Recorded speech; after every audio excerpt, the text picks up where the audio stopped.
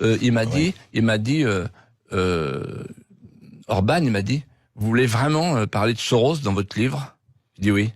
Il dit, vous savez, c'est pas prudent. Hein. Il est très puissant. Il est très puissant.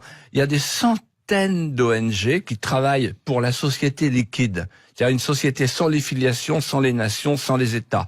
Soros. Open Borders. Voilà. Open Society. Voilà, Open Society. Et donc ce Soros, en fait, il claque du doigt et Juncker se met à genoux devant lui. Macron se met à genoux devant lui. Tout le monde se met à genoux devant Soros. Que les auditeurs retiennent bien ce nom. C'est le nouveau patron. C'est the big boss de l'Europe.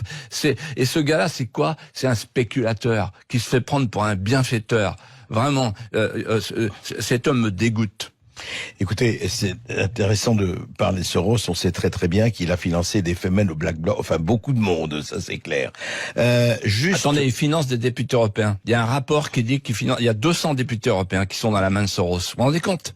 Vous vous rendez compte jusqu'où va l'argent? 200. Oui. Beaucoup, et ces gens qui nous 200, oui. Et vous savez, c'est tous ces gens de Bruxelles là, ou qui se couchent devant Bruxelles, devant une espèce de mastodonte informe, cette grande larve, voilà, qui nous commande tous les jours. Tous ces gens, ils sont dans la main de Soros. Oui, moi, un jour, j'ai mené un combat sur les abeilles contre le Gaucho et le Régent. Bon, et puis j'étais tout seul à ce moment-là. Et en face de moi, il y avait un ministre de l'Agriculture de Chirac, un gars de droite, qui s'appelait Guémard.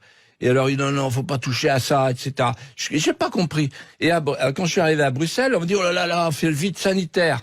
Et maintenant, j'ai compris depuis quelques jours.